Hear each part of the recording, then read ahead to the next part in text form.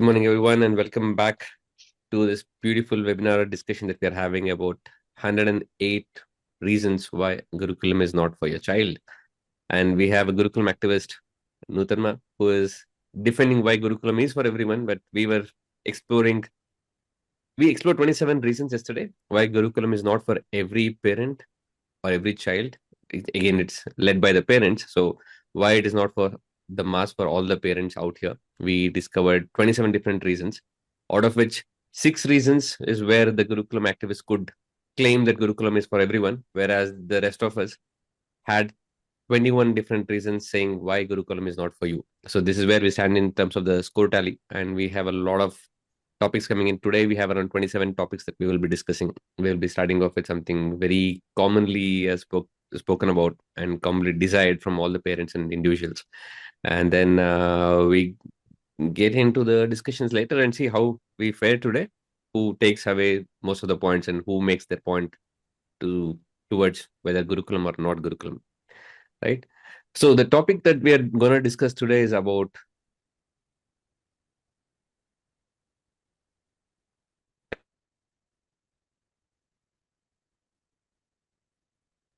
Bharatji, we can't hear you. Is it just me? Yeah, we can't hear him now. Since you started sharing.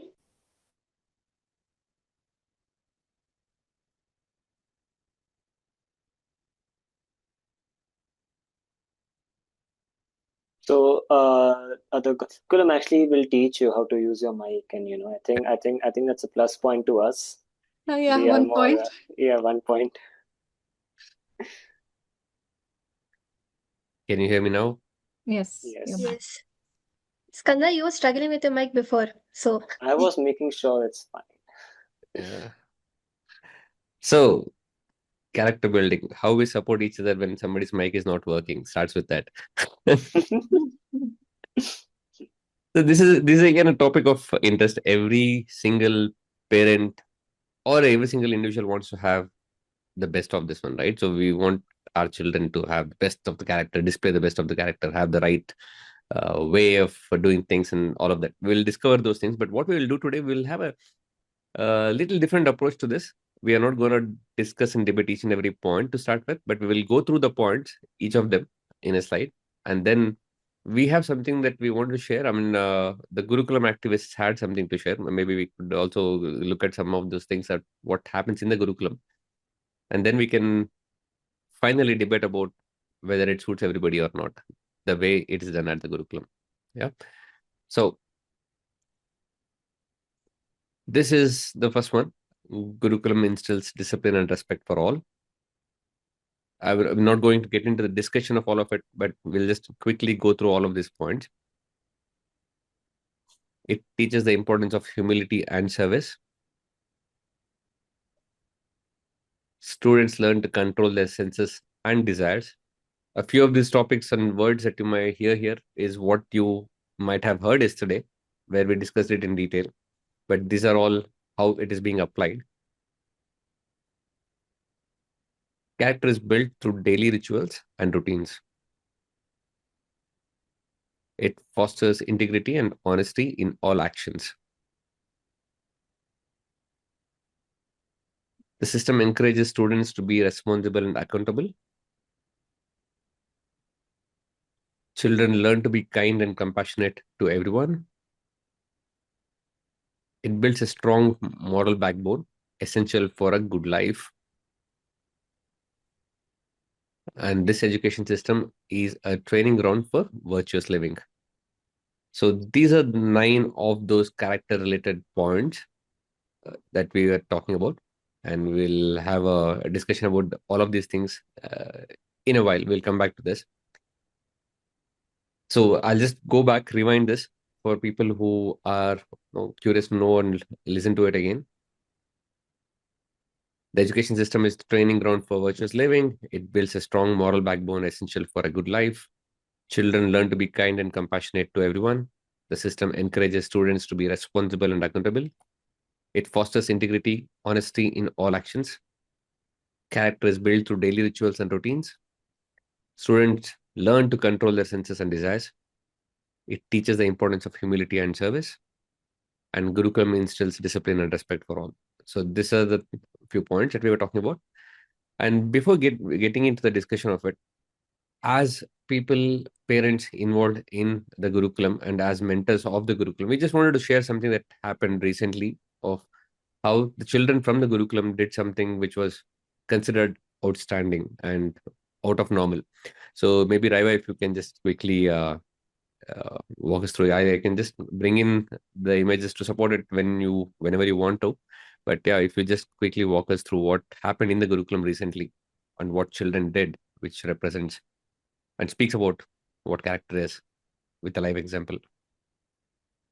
Yeah. So I'll be probably with this part, I'll be helping Nutanma's team, just sharing and for us to debate later on. This we'll be using this more as an example from what we do, but Gurukulams from around the world, they all have this aspect in them. Like character building is a huge part of any Gurukulam education. We'll just, for the sake of the debate and for us to have some reference points, we'll be taking what we do at Leela Gurukulam as an example. So we at the Leela Gurukulam, one part of our curriculum, the curriculum for personality development and character formation, we call it Teach to Learn. All the children are part of a program called Teach to Learn. And when I say all, I mean the youngest child, which is 3 years old, to the oldest ones. The older ones seemingly having more responsibilities and more tasks to do, but the younger ones equally contribute. So this Teach to Learn program, the base philosophy is we believe learning, like yesterday what we spoke about, the Gurukulam system is all around learning, becoming a self learner, being a learner, and facilitation of learning. All are, be it through play or any activity that we do, our end goal is to facilitate learning. And one of the best forms of learning, what we know as, is teaching. So it's when we teach, we learn the best. The If anyone over here is a mentor or even as a parent, you have tried to teach something to your child, you know you have to first be well aware of the concept, you have to dive deeper into the concept, and you learn as you teach, because you're also assessing, okay, what the child is understanding, how I should reframe, how I should articulate. That's what Teach to Learn is inspired from. The first batch, which is my batch, we didn't have the word Teach to Learn then. We didn't know we were part of this project while we were going through it. It was more organic for us. But my batch specifically, our training happened through Teach to Learn. During the entire COVID period, we were building content for children because we knew children are at home, and it's the best time in that chaos and that time of darkness almost. We didn't want children to go through that. We took it as an opportunity to empower children during that time. So it was my batch at that time. We were going through our own Gurukulam journey. We had the inspiration to do something for other children around the world during COVID times, and that's where we actively started making worksheets, activities for children to do at home and continue or be in touch with their education. So that was, I think, the origins of how the Teach to Learn in the format it happens at Leela Gurukulam started.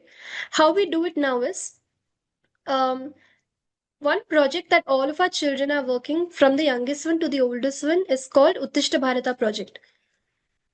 In this project, our core and our aim is to shift learning from, so this is a website, shivnetra.org.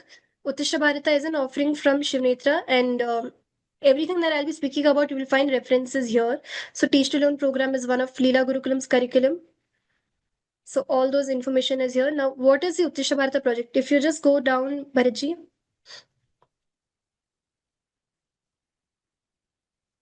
The name itself translates to Arise India, but our vision with Uttishta Bharata is making play learning to reach everyone. And by everyone, I mean specifically children who are first generation schoolgoers. Children who are there in government schools or tier 3 city schools, who are whose parents also might not have not gone through the even traditional schooling or academic schooling, and they have taken the effort to send their children to schools or to academic institutions to learn something to make a living.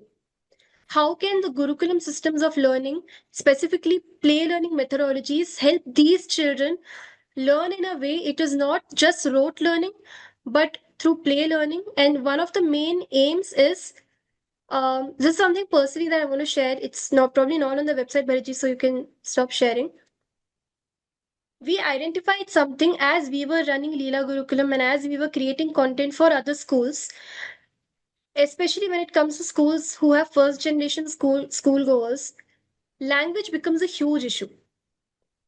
It might be an English medium school, but all the children speak Kannada. Or it might be an English medium school and all the children speak Hindi. Or it might be a Hindi medium school, but children from mixed cultures and mixed language backgrounds come together. The medium of teaching itself is not something the child is understanding. So the issue we identified is children are not bad learners. It's not that they're having learning difficulties. They are not able to understand the question itself because they don't know the language.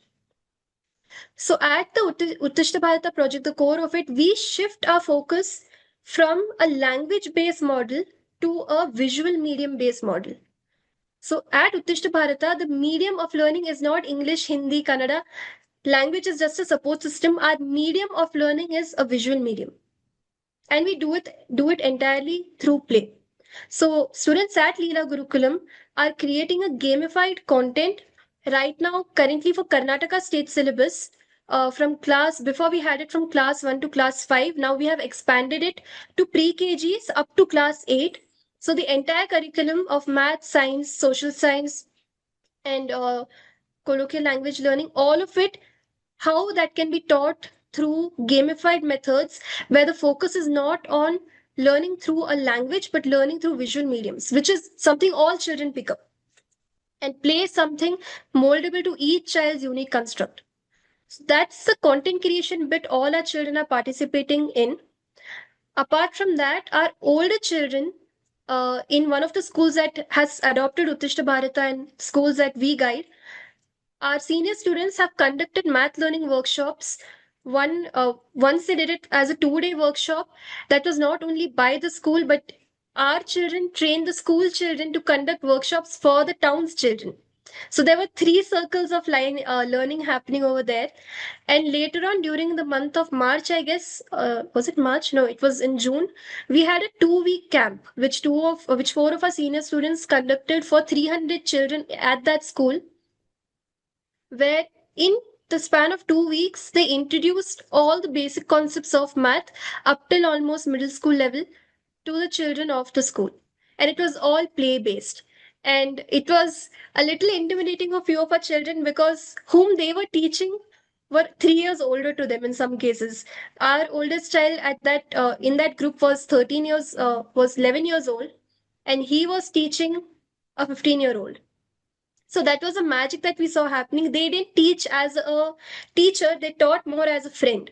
In fact, their opening introduction was, we are here from Leela Gurukulam and you have to help us. We have been given this project of teaching how we learned. We learned through play. So we have been given the project to teach other children the same way. The better you learn and the better you grasp, we'll get more support. So please help us teach you. That was their introduction line, and all the children over there who were the learners of the school, they all were very supportive because now they knew it's not 4 children coming to teach us.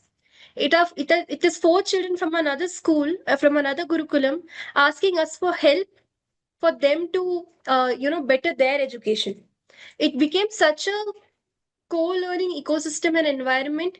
The minute I walked into, so we were not part of it. Me and one more mentor from our team, Mehul, we both went there to support the children wherever needed. But believe me, the first 2 days we were there for 1 hour, and after that we didn't have anything to do at the school because the 4 children took it up. So before we jump more into that, because I think our parents will also have something to share. Now, Parji, I think probably we can just go through the website once to give everybody a brief of what is the content creation work our children have put in for Teach to Learn. You can say it. Yes. Yes.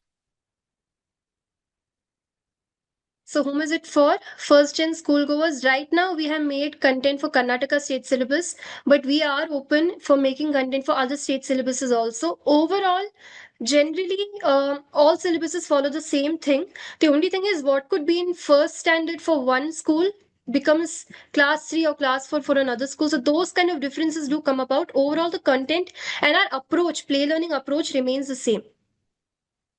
And it's suited for pre-KG to 8th standard. And Bharati, if you can just scroll up and go to the tab of resources.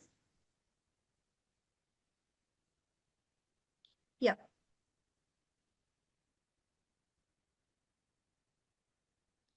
This was the content specifically made for mathematics, covering class 1 to class 8. It's all play learning based. This is the same methodology we follow at Leela Gurukulam. So what the children have learned is what they are teaching.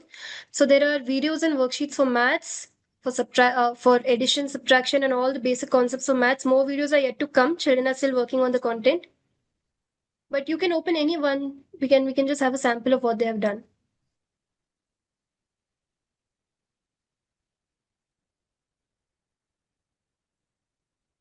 So that's our senior, that's Bharaji's son Manu, and there's Leheri. Two of them teaching the concept of measurement through simple play activities. And because we are doing it for Karnataka state syllabus, they have done mostly in Kannada.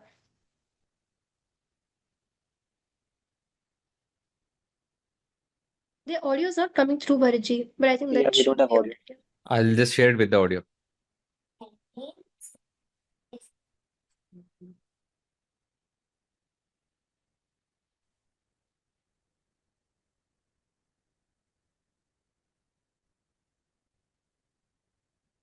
ಹೇಳ milli centi decimal ಮತ್ತೆ ಡೆಕಾ ಡೆಕಾ ಹೆಕ್ಟಾರ್ ಹೆಕ್ಟಾರ್ kilo kilo ಡೆಕಾ ಡೆಕಾ ಹೆಕ್ಟಾರ್ ಹೆಕ್ಟಾರ್ kilo kilo ಹಾಂ ಇವಾಗ ಎಲ್ಲನೂ ಹೇಳ milli centi deci ಡೆಕಾ ಹೆಕ್ಟಾರ್ kilo ಇದನ್ನು by heart ಮಾಡಿದ್ರೆ ತುಂಬ easy ಆಗುತ್ತೆ ಓಕೆನಾ. ಅದಕ್ಕೆ ಇದು 1 ಮಿಲಿ ಓಕೆನಾ. ಅದಕ್ಕೆ 1 ಮಿಲಿ ಯಾವ ಮೆಷರ್ಮೆಂಟ್ ಯೂಸ್ ಮಾಡ್ತಿದ್ಯೋ ಅದಾಗತ್ತೆ. ಅಂದ್ರೆ ವಾಲ್ಯೂಮ್ ಯೂಸ್ ಮಾಡ್ತಿದ್ರೆ 1 ಮಿಲಿ ಲೀಟರ್ ಅಂತ ಆಗತ್ತೆ. ಮತ್ತೆ ಡಿಸ್ಟೆನ್ಸ್ ಇದ್ರೆ ಮಿಲಿಮೀಟರ್, ಮತ್ತೆ ವೆಯ್ಟ್ ಚೆಕ್ ಮಾಡ್ತಿದ್ರೆ milligram. Bharaji, I'll probably step in. That is one sample. We are giving the instruction for the play in a language suitable for children, but the learning happens through play. So the learning medium is still visual and through play, but how that play happens, we will tweak the language based on whichever syllabus we are working on. That's how it becomes easier for children who are learning and more accessible to more people around, because English is not the comfort language of everyone in India today. I think it's a very small bunch who are comfortable with it. So if you're not even comfortable with the language, how will you learn with it? But play becomes universal. Now you see there is that video where Manu and Lahiri are showing how through play and simple activity-based learning, the concept of measurements can be taught, and then there are supporting worksheets below the video, which can be downloaded, and then children can practice what they have seen in the video. For the school, we give extra guidance on how you can do the activities, what extra activities you can conduct. These activities again are built by the children of Leela Gurukulam. So we as mentors at Leela Gurukulam, we guide children with the parameters that this is for a 5-year-old, this is for a 6-year-old. We do not tell them this is what you have to make the worksheet, because then we are using them as resources to just design the worksheet. That is not the aim of Teach to Learn. We give them guidance on measurements is what has to be taught, or addition is what has to be taught to this 5-year-old child. You have to do it through play. You have already learned it. Simplify the language in what you feel a 5-year-old will learn from, and make a video. So everything that they plan, which angle the video should be taken from, where they should zoom in, where they should zoom out, what language they should use, what are the examples they can put in which they feel will suit that age group. They do all those planning. We just support them with the guidances of, okay, this might become too difficult for them, this might become too easy for them. We don't give them broken down instruction to what this is what you have to do. We give them the guidance and they work around the framework, which we see happen so beautifully, because like me, Skanda, we all ourselves went through that journey. Us being 11-year-old, making content for 5-year-old, we knew what a 5-year-old child thinks like, because that is an age group we just crossed 5 years ago. So when children of that age group create content for children of the same age group or a younger age group, they have the memory first thing of how children of that age group learn. And when they are creating it for an older age group, they have an estimation because they are getting into that age group. And learning is not confined by age as such. So as children, they are able to expand their learning potential by creating learning material for the children. Uh, During the month of March, we had a 2-day workshop. This I think Bharatji will also be able to share. He was there. A 2-day workshop called Maths Mela. Again, about this on the website, there is a page. Yeah. Lahari and Manu, this was their first Praishartha project. Praishartha is the older, our older segment of the Gurukulam. It was their first project where we told them you have to conduct a 2-day math workshop for basic maths. Uh, 9 concepts of maths: addition, subtraction, multiplication, division, just the basic factors. Introduce them to the children of the school. The school has already been working with us, and the children of the school will then teach it to other children of Hospet town. So the school is in Hospet. It was so beautiful because it was a 2-day event, but the preparation started 2 months ago. Lehri Manu had visited the school before. They met the teachers, they met the children, and they charted out what the plan should look like. If these are the topics that we have to teach, then how much time will we need? How we are going to deliver? Every day, Lahiri used to call the school and figure out where the school has reached, what is the preparation done. Not just that, they were also in charge of talking to the school management, talking to the teachers, and planning out the decoration. It was not just the teaching part, but the entire event, what the itinerary should be, what should be the welcome, what if there is a chief guest, what do you want to give them, how would you prepare for all that? So Lahiri, when you did the smartest thing possible, they knew that the school has 300 children, so they were like, let's pull everyone in for this. So what they did, they decided what the decoration should be, and they got the decoration converted into a math learning project for the students of the Patikonda school. And children, in the process of preparing just the simple decor for the school's event itself, got reintroduced to mathematical concepts. They had to make number flowers, so there the numbers for the younger ones got, they got the sequence of 1 2 3 4 5 6 7 8, just the sequence, just by creating number flower decorations. Then the calculation started. If there are 6 pillars in the school, and 6 pillars are at this much distance, if we are making a torana, how many ways should it have? All those calculations started by Lahiri Manu, and they pooled in the school children to prepare these decorations. So it was not just teaching maths as in the concept, but also applying it in a space as simple as decoration, which we leave aside. Decor to kaun karega, it's just something you beautify. But they converted the act of decoration into a practical lab for mathematical learning, and they got it done by the children of the school. The school children had a blast doing it. Lahiri Manu also got introduced to the fact that how school managements work in India sometimes. They gave the task 1 month ago, they checked back after 2 weeks, nothing had started. So then they had the extra work of breaking it down further for the school management so that the school management can pick it up easily and then get the children to do it. Then the event day comes. And I think, Bharatji, as a father, what Yeah. did you feel? So as you told, right, that I didn't know the part of the decoration was also for them to teach it, right? When we entered there, the entire school's field was decorated with math. There were every place you see, there was numbers, something to do with numbers. There was toranas everywhere. There were small pots that they had created, which had numbers written on the pots, and the flower petals were about numbers, and they were arranged in a sequence. The entire stage was decked up with it. There were classrooms that was created. There were, I think, around 10 different classrooms. Each classroom had a theme, and it was a sequence. So you enter from the class number one, room number one, where you register, and then you start off with the very basics. Then you go to the class two, where you go to the next level of it. Then the class three, I think, and by the time you come to the last room, the children have picked up the basic fundamentals of math from the units, tens, hundreds, or whatever. And the end of it, they are coming to the measurements and stuff. That's how neatly they had planned, and it was like sequential learning. It is not like anybody lands anywhere, they don't get out of something, right? So they had planned the whole thing. They were doing the crowd management, and the best part was when we walked in there, the teachers and the management of the school are running behind the children, these two, addressing them as Larry ma'am, Manu sir. So that, as a parent, to look at 10-year, 13-year-old kids being in a place where they could manage the whole thing with no intervention from anyone. None of us were there. We all entered in as if we are attending the program. And then they call us and they assign us tasks. So I was supposed to take care of the crowd management. And there was another parent who was supposed to take care of arranging games for children who are sitting there waiting for their turn to get into the classrooms and doing the photography. And at a point of time, we switched roles for some reason. And they came without telling us, why are you not doing what I told you? They asked, how come you're doing photography and the other parent is doing crowd management? What happened? So that was a question they asked, making us realize we have switched our roles without telling them, why are you doing this? So that is the way they addressed.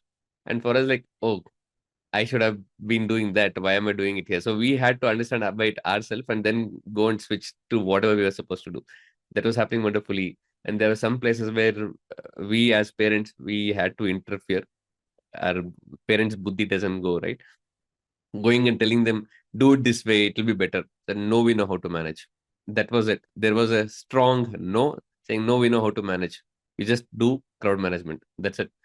And then the games that were designed for the children who are waiting for their turn to get into the classrooms, they were also around numbers. They were also about math. The children were doing some activities which kind of gave them the idea of how numbers are, the sequence, ascending order, descending order, the prime numbers, even numbers, odd numbers. They were doing all of those. They were playing all of those games which were related to the theme of the day, of the 2 days, basically. So that is how beautiful it was. And at the end of the thing, the school management, the person who runs the school, they come to the stage and they were so impressed by what these people are doing and they were so inspired. They said, we want to do it more. And because of these children, our children are also getting inspired to learn these things and do stuff. And there was a speech, I don't want to go it out of proportion here, but it made us all tear up. So the management, the way they spoke about what the children did was amazing. And this is something that they handled all by themselves with nobody teaching them how to do. They took the ownership and they displayed what truly is character. So that is what we saw as parents and what goes behind as mentors. You heard from Raiva. So that was a beautiful journey. And that's when after that is this coaching thing that happened where they went for 2 weeks, covered 2 semesters worth of math curriculum for class 1 to class 8 and made friends in the meantime in the process. There was children who were getting them food from home. They had asked their parents to prepare food for these children. These are all the things that we heard as parents. We were all here, sitting here. The children are outside in a place which is 300 kilometers away from home. They're all by themselves, living in their rooms. They're managing their breakfast, lunch, dinner times. There's nobody, no telling them, waking them up and getting them to prepare for stuff. So they are managing their own life. They are also managing their own routines. They are also managing the whole event that they're supposed to organize. And we as parents are like, we keep thinking, right? What are they going to do? How are they going to manage? How will they be in the room by themselves? What if something is required for them? All of those thoughts running in the head. But at the same time, you're feeling proud that children are pulling this through so well.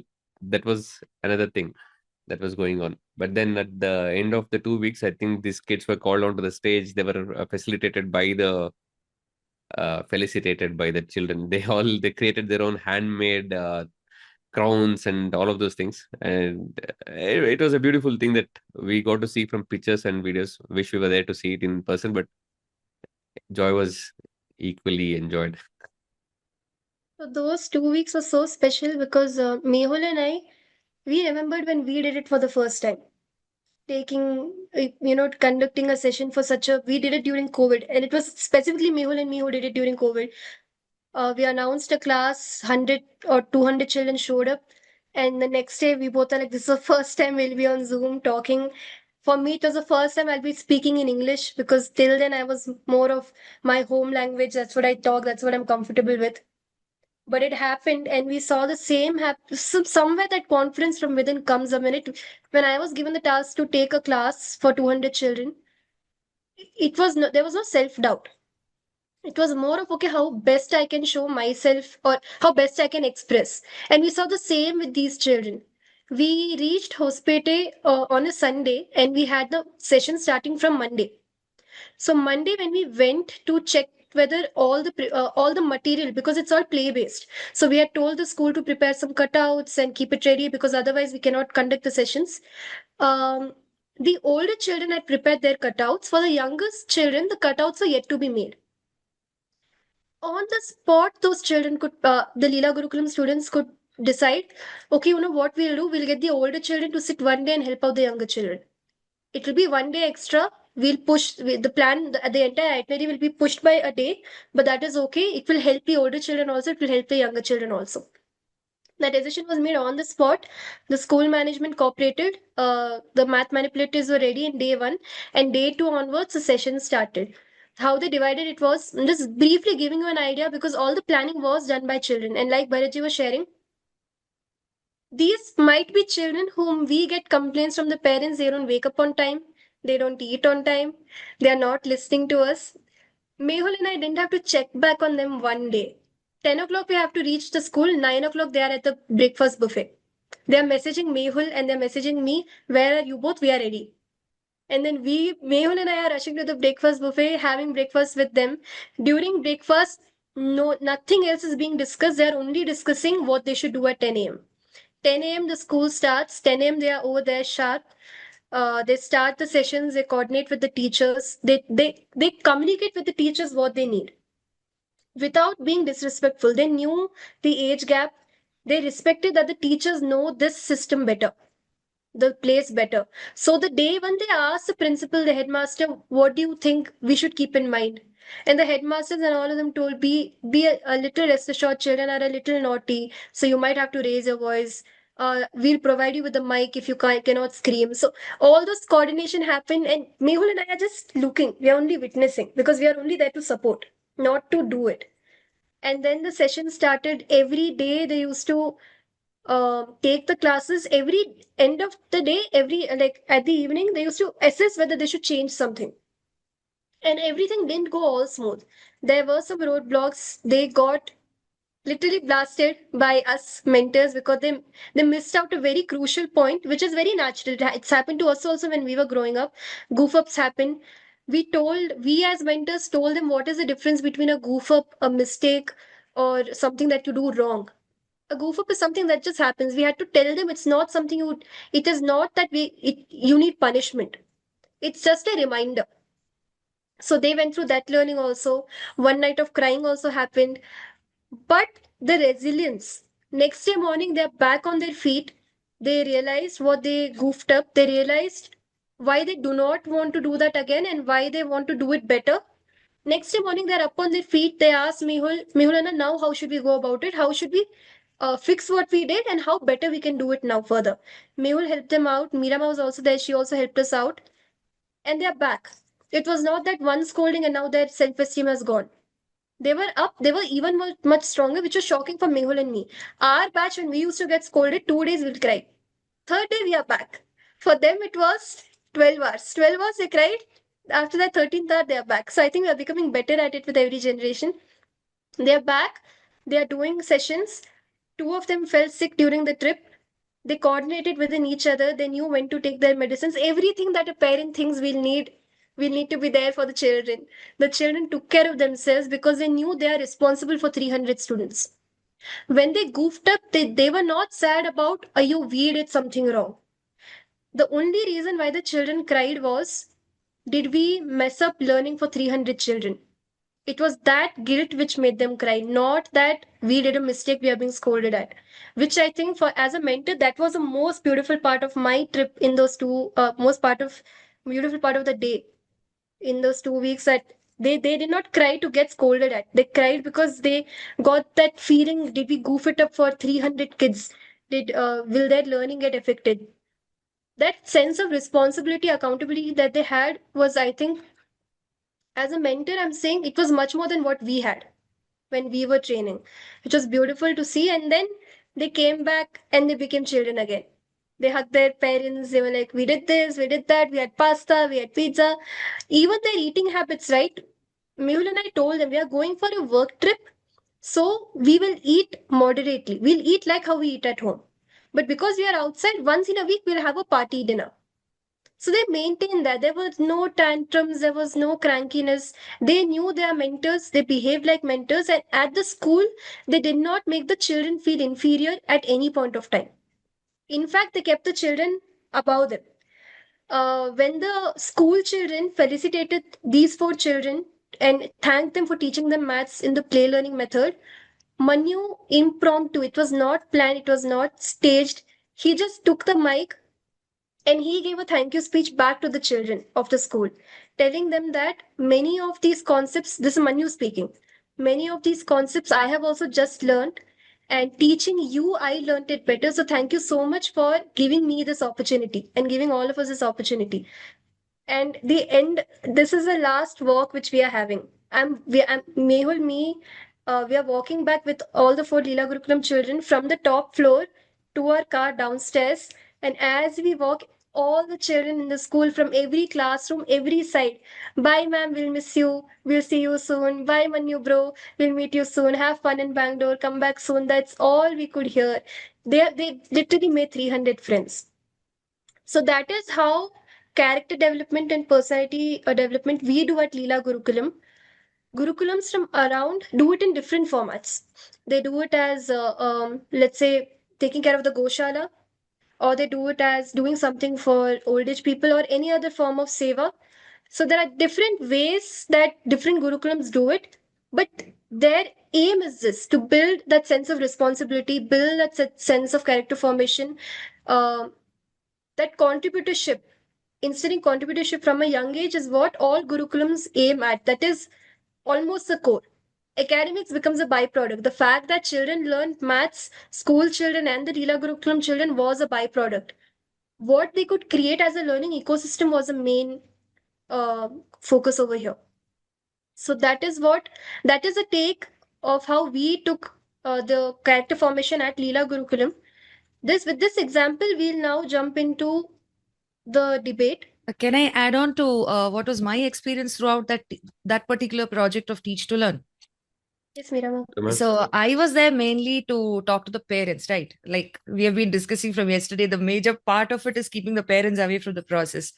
So the day they had to get a better idea of the project and where things were going a little amiss, the day I spoke to the children, the first thing I did is call all the parents. Bharaji, if you remember, you were also on the group call.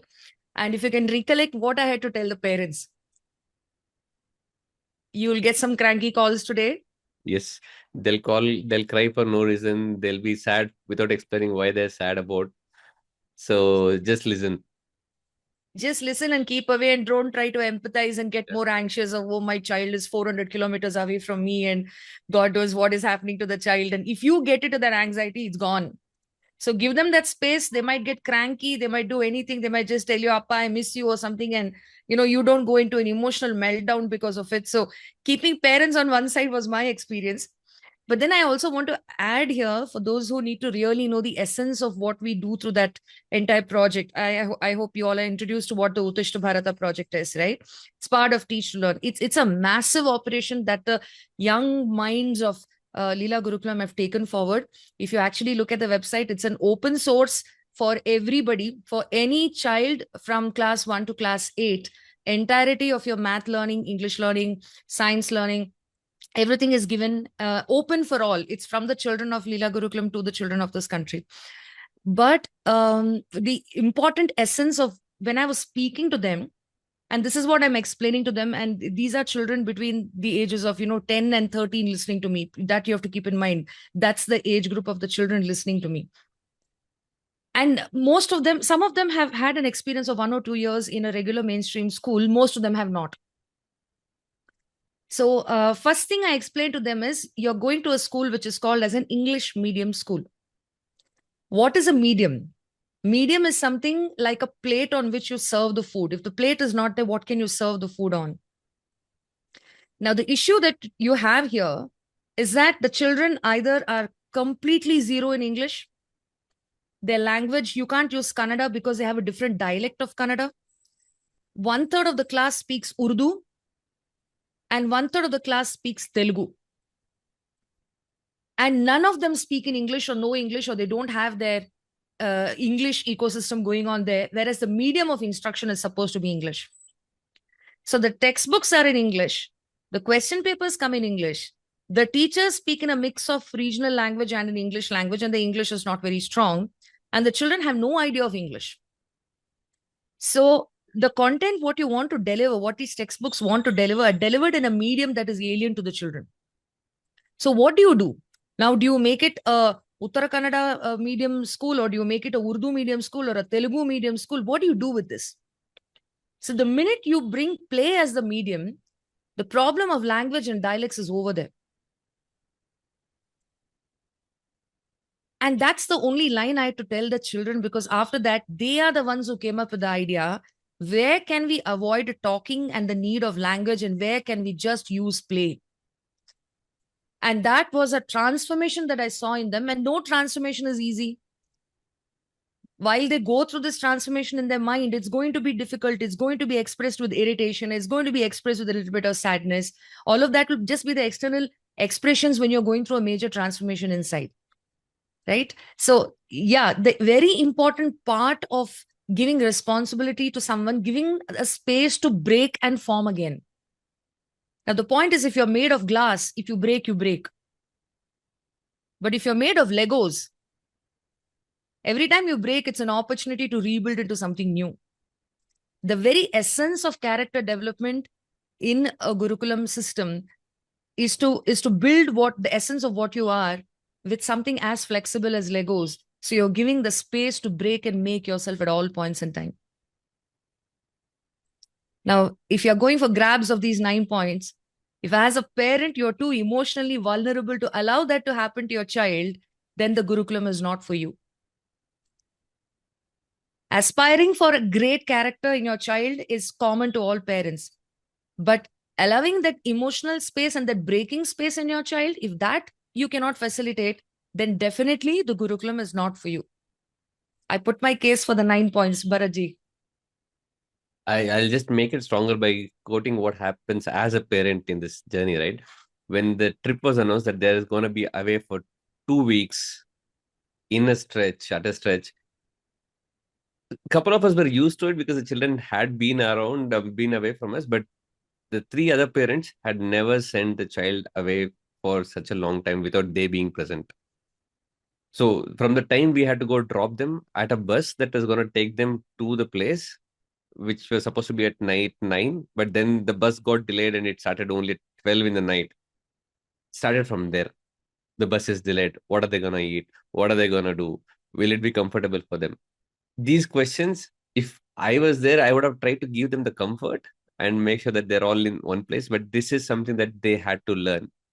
For us to sit back and not think and worry about it and keep calling them and asking what happened, what did you eat, was a big challenge as a parent.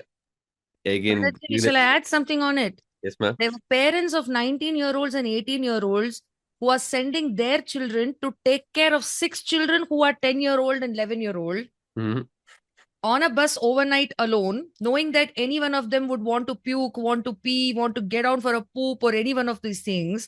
So the parents of the 18, 19, 20-year-olds are going through even a more jittery phase because they cannot call and ask, are you taking care of the children properly? Don't let them fall off the top bunk of the sleeper. They can't do that, right? Yeah. So it's on all levels. Absolutely. So that is a big thing for a parent be ready on this journey. And hearing that, also it comes with all of other things also, right? And I can't speak to them. I don't know what's happening. I cannot go see them in action. Those things are also there. You need to hold yourself back and not interfere and break things when it is forming. That is a big thing. If you can hold yourself back, yes, you are in it. But if you are a parent who is the gentle parenting thing that happens, no, don't sign up.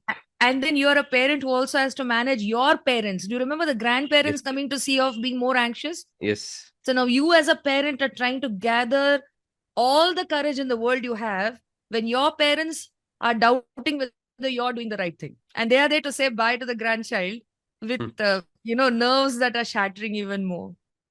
Absolutely. So yeah, so if you got the heart of steel, which still beats for all of these things, yes. Otherwise, it's not for the faint-hearted.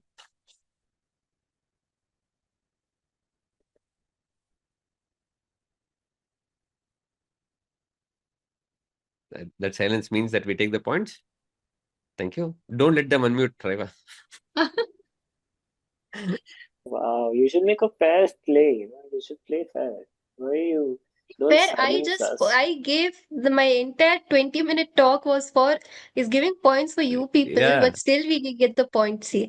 Yes, I mean, thank you for that, Raiva. And this is a classic example of what Swami Vivekananda said. It amounts to something like this, that uh, responsibility leads to character. Like, so this is a true example of when children are given different responsibilities and they are held accountable and they are put in responsible positions, it shapes their character. So this is definitely, I mean, a highlight of what he mentioned earlier.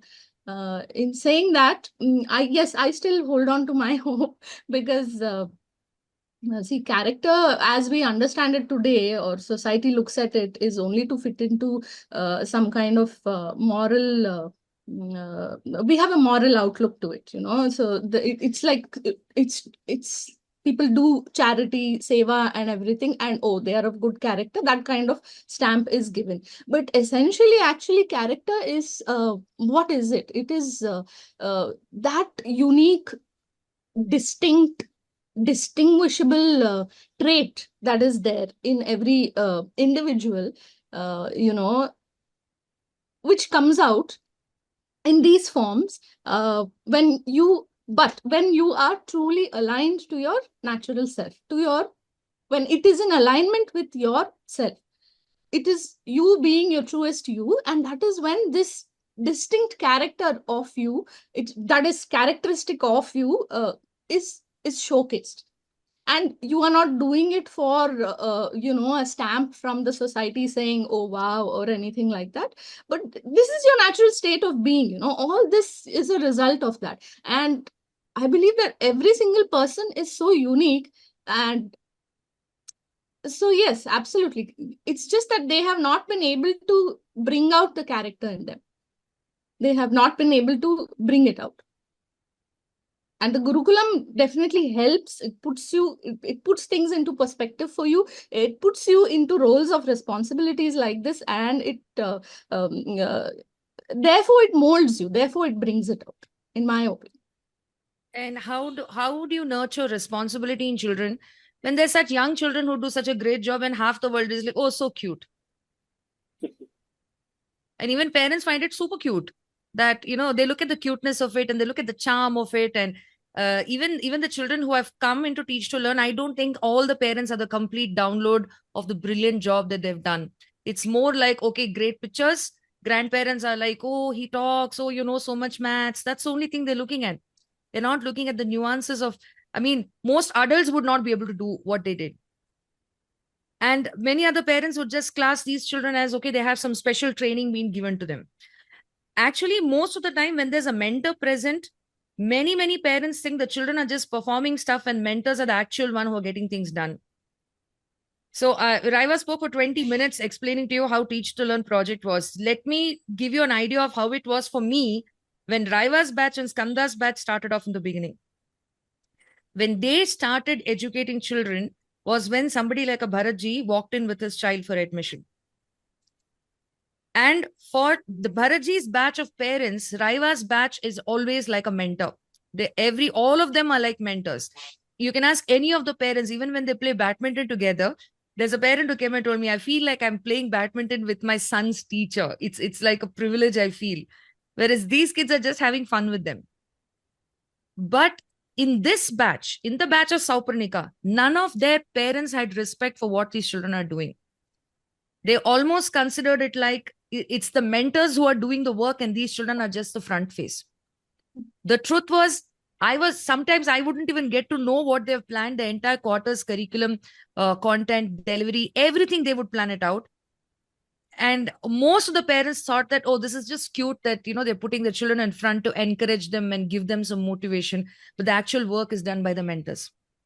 So even the children who have gone and done this project, one part of this Teach to Learn, or the parents who look at the website on a daily basis and see the content being uploaded, they don't realize that it's the children actually thinking and putting it forward. So if you're not able to respect your child taking responsibility and appreciate your child being a contributor, then is the Gurukulam really for you? I don't think the Gurukulam is for your child.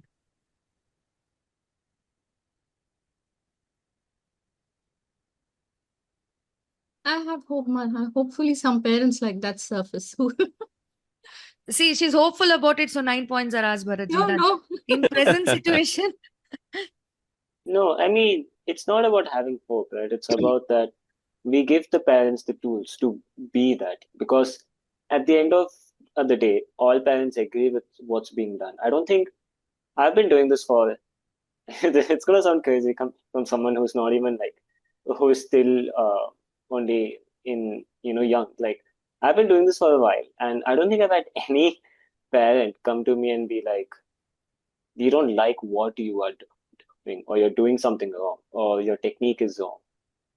But they have asked for guidance. They have asked for guidance on how they can fit into what we do better. Because it's not about fitting into. Right? It's about getting guidance on how they can be the better person for their child. So I feel when she says hope, it's not hope that, oh, I hope parents become that way. Because again, what we do here, it's not about finding the perfect people. It's about making, like, if someone choose, for me, there's no such thing called a perfect person. But the closest we get to that is if someone chooses to be better than where they are, or learn or grow. That's the best we could ask for. And that all parents have. I don't think there's any parent out there which will be like, I'm completely perfect and I'm not going to do anything for my child. Skanda is so hopeful on Parents of Bharata. I find it very amazing, very, very amusing also that he is so hopeful on Parents of Bharata. But seriously, Skanda, if you have this insight within you as a parent, there are so many organizations around the country who are providing opportunity for children to volunteer and do service. Why the Gurukulam? There is a big difference between the two. And the difference is, one is a matter of self growth as well. It's not just self validation. So every project that we undertake for building patratvam or the development of character is also making the individual Gurukulam learner in a place of receptibility of the knowledge that the Gurukulam gives. That might be the difference. But a parent who is very intent on, my child should be a contributor and get that experience of taking up projects and volunteering, has got many other organizations to go enroll their child. You don't need a Gurukulam for that. Well, let me tell you a story I found, and this is a story which is not uncommon to find. I won't name any exact things, but this story, there were a bunch of young adults, and their parents wanted to set them up for an experience where they could go and feel like they're helping. So they were sent to some place, like in less developed part, where they were supposed to build some stuff for the people there, some things that will help the people with their lives, because these weren't people who have some basic needs. Like, I think it was something they were supposed to make a bridge for people to walk by, and it was a simple one, so it didn't need these kids to have proper equipment, but it needed manpower, so that's why they sent these kids there. And when I say kids, I mean they must have been 14. But what was found out afterwards, that what these kids were making was completely faulty. It wasn't a good product, and all the pictures they built failed. And the people of the village had to build them once again after the kids were gone. And to me, that shows a bunch of what most of these organizations are doing. They're selling an experience to a parent so that they feel validated that they have done something. It's not the doing, or it's not the quality of the product that people look for there. So yeah, if you If you want to take out the entire essence and learning of it and just give them an experience for them to feel good and not learn anything out of, and if anything, harm the cause that they were actually out there for, sure. But I believe you'd struggle to find a person like that, because real growth doesn't happen in fun experiences. And how many parents do you think are okay with their child not having a fun experience? Or how That many is right, parents, but how I'm many not parents saying do you that. think are always looking for some fun experience for their child? Don't you think most parents have taken over the anti-boredom department for their child? Oh, yes, 100%. And how many And parents feel that they are a parenting failure if they can't keep the child entertained? 100%. And I how many feel children do you think are not psychologically smart enough to manipulate their parent into giving them their mobile or something just to keep them entertained, because they know very well that an entertained child gives a parent a sense of success? How many children are not making use of that? So wonderful points there. how many No, parents honestly, would wonderful points. I'm How many happy you brought parents, this up. yes, how many parents would love to put their child through a boring experience, something that they have to break down, something that makes them emotionally vulnerable, and all of that having a very, very far sighted vision on how it will build their character and help them for the rest of their life? How many parents have that? And if those parents don't have that, the Gurukulam is not for them. Hmm. Okay. Here I'm going to say that that's the first thing I tell any mentor and any parent, that your child is way smarter than you think. And if you don't think so, then they have fooled you. That's the first thing you must learn. And here's the thing about being smart. This is a well studied topic, that smart kids get bored very easily.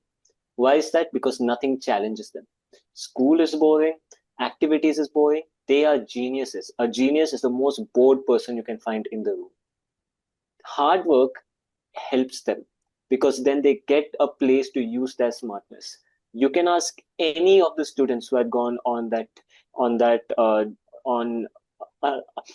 the journey to go out there and to teach the kids. None of them will say that they found it boring. It's the hard work that makes it fun. That's why if you look at the kind of games these kids play, it'll take you hours to learn the rules. The way they get in depth, especially with the new gen, the kind of tools they have in their hands, a phone, a laptop, a PlayStation, a tablet. I won't say if it's good or bad now, but I will say that these are things that you need to be smart in order to use, and they use it the best. So if anything, we give them a challenge that they find fun, because they're sick of watching the same video for 100 times. You get burnt out with that, but you can't get burnt out if you have a challenge. Okay, counter. The Gurukulam doesn't create smart kids, it creates wise kids. And wisdom comes at the expense of smartness, right? So wisdom expressing itself as a transactionally brilliant way of life is not the same as being smart. How many parents would give up having a smart kid to have a wise kid? How many parents value wisdom over smartness? If not, then the Gurukulam is not for you. I feel there is a difference between what There's the something parents Bharatji say. wanted to share. Sorry. Yeah, I Yes, please actually go ahead. wanted to add to that part, right? So when this is a stark contrast. If there is a kid who's there and somebody asks a question to the kid about a topic or something that they had done in the past 1 week, and the kid says, I don't know. The parents are like, how can you not know? You just did it. Remember, recollect, you only did all of these things. The point that the the parents not accepting that the child said I don't know, because maybe they didn't want to express it at that time, or they didn't want to express it at that platform, which is coming from the wisdom saying, okay, I don't want to express it this way. That is not appreciated. You have to just reproduce whatever you have learned by just quoting it, mugging it, repeating it. If a don't know comes from a child, that's not taken as an answer. For a child who has done that, been there, learned the whole thing and delivered the whole content, and then coming back and saying, I don't know, when you ask a question for a different context, that is never accepted by the parents. So So, that is something that happens, because that is where the thing comes back, right? No, I wanted to. Maybe the kid knows it in the heart. He's done it. You need to have the trust and belief that, yes, I know, I believe in this kid because I've seen that kid do this. When somebody from outside, a stranger comes and asks a question, if he says, I don't know, maybe the child doesn't want to share that. Maybe he understands that this doesn't have the context where I need to just go and give an answer. That is not appreciated in the I vast will give majority, you that point. right? That is something that happens very commonly. And also the point that my child has to be this way, it has to be that way. When we're talking about character and culture, again, going back to the event that happened there, and when the children came and told, Nidhi shouted at a 800-year-old boy, that was a celebration. Would a parent celebrate a younger kid screaming at an elder kid for something that has happened? That how can you do that? How can you disrespect somebody? Why can you not be in your best behavior? She took responsibility. She knew her authority of when it has to be executed. She is a girl, for the people who don't know, whose sound you cannot hear even if you're standing right next to her. She does not speak up. She doesn't look up and speak to somebody just like, no, if it is required like a normal conversation. She screamed at a boy because he did something wrong. I don't know the details. This is what the kids came back and told. Nidhi screamed and yelled at a The boy. boy was the math material that they were teaching with. He was Okay. trying to play and fidget with it. And Nidhi couldn't see that. And she just looked at him and said, stop playing with the blocks, is what she screamed. Okay. So So yeah, I'd like to come to what you said. I'll break it up into two parts. The first Mhm. was what you said that, a parent wants like, okay, so what did you learn? Did you learn Exactly. about this? Tell me about this. And the other is about what happened about the scolding. The first point, I'll give that point to you because you are right. If Mhm. as a parent, what you're expecting is for your child to, be able to be a walking book, right? We can't help you there. And I'll tell you why this need for people to be able to tell you this information off the top of their mind came. Because there was a time when it was, I'm speaking as if I lived back then, there was a time when knowledge was very scarce. Yeah, Was it wasn't everywhere. It was found in books, and books could not be everywhere all the time, right? So imagine this: there was some knowledge that could only be found in certain libraries of the world. How important it becomes that once you read something, you must know it because you will not know if you'll ever have the chance in your entire life to go through that again. That's where this instinct of you need to know everything on the top of your mind came from because it was very important back then. Back then. Now I can take out my phone and even a book from back then, it'll be there. The amount of archives and the sheer amount of information out there is insane. So if you're a parent who maybe has not adopted the way that knowledge is going to change and how much of a common thing it has become, and now it's not the fact of how do you gain this knowledge and how do you keep it. It's about how do you use it. Then yes, I will hand that point to you that if you But value the knowing more, point we are talking is not that at all. We are talking about character development in the Gurukulam, na? Where is the book yes. or the assessment for that? I'll tell you when the assessment comes, you imagine there's a woman who climbs into a bus and there are only two seats available to sit. And one seat next to both the seats have a someone sitting next to it. Both the empty seats have someone sitting next to it. This is a woman and both are men. And there's one man who's wearing the uniform of the Indian Army. You want to take guesses where the woman is going to go and sit? That becomes an assessment of character. You can't have an exam for that.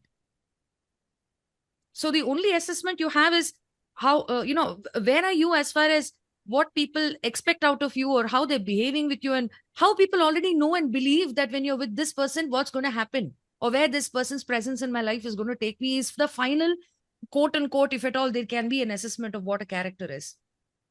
So it is not in books. It can't be assessed. Can you Yes. imagine if the parents of Leela Gurukulam came and asked Raiva, okay, this is part of character development. After 2 weeks of this program, please tell me what grade is my child's character. Is it possible for you to tell them? So if a parent is still looking forward to very primitive methods of assessing where the child is, then the Gurukulam is not for you.